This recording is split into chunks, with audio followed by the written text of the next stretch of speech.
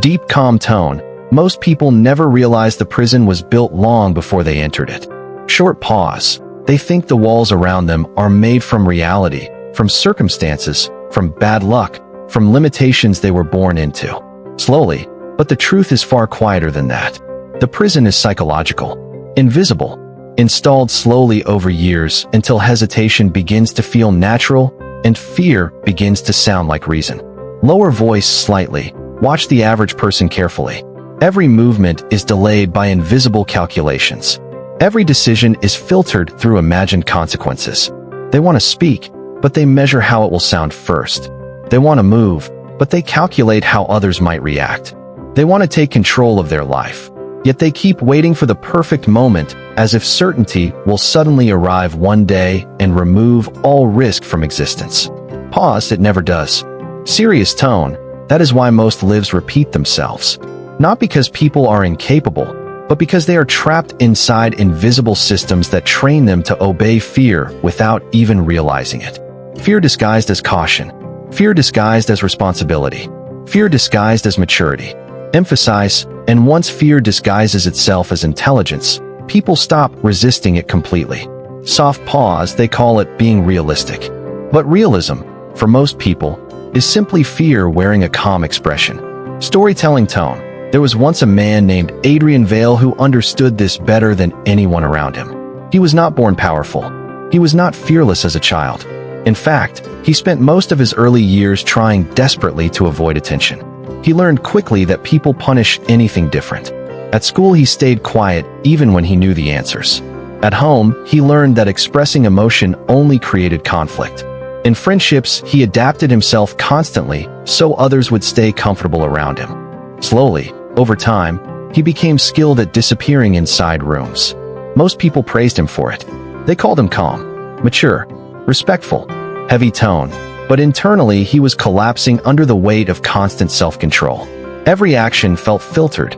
Every conversation felt rehearsed. Every opportunity felt dangerous because failure seemed unbearable to him. He feared embarrassment more than pain, rejection more than loneliness, judgment more than regret. And like millions of others, he confused this state with normal life. Measured tone. Years later, when he entered the corporate world, the system rewarded his obedience immediately. He followed instructions well. He avoided conflict. He kept his opinions neutral. Managers liked him because he never challenged direction. Coworkers trusted him because he posed no threat. He learned how to smile at people he disliked, learned how to remain silent during meetings, while less intelligent people dominated conversations simply because they were willing to speak without fear. Pause. That was the first thing Adrian noticed about power. Emphasize slowly. It rarely belonged to the smartest person in the room. It belonged to the least hesitant. That realization disturbed him deeply, because he understood something terrifying in that moment. His intelligence was meaningless if fear controlled the delivery of it. His ideas had no value if they remained trapped inside his head. His potential meant nothing if hesitation delayed every movement until opportunity disappeared. Still, awareness alone changed nothing. Cold, reflective tone. Most people believe understanding themselves is enough. It is not. Awareness without transformation simply creates a more intelligent form of suffering. And Adrian suffered quietly for years. Slow, cinematic tone. Then one winter evening something happened that permanently altered the direction of his life. The company he worked for entered a major restructuring period. Executives began removing departments, replacing employees, eliminating positions that people believed were secure. Panic spread through the office like smoke. Everyone suddenly became artificial versions of themselves. Smiles became forced. Conversations became strategic. People stopped trusting each other. Lower tone. Fear had surfaced openly now.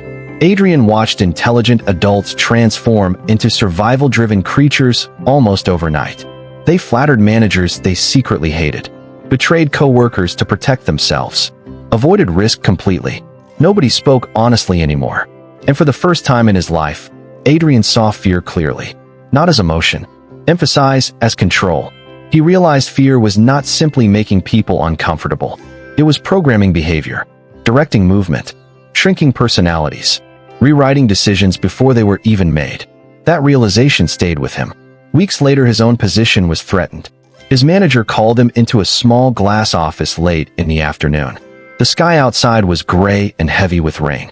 Adrian still remembered the sound of distant traffic beneath the silence of the room. His manager spoke carefully. Quiet corporate tone. "We may need to reduce your department."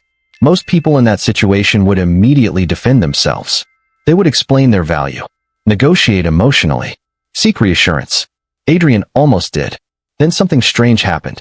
Slowly, for the first time, he became aware of the fear rising inside him in real time.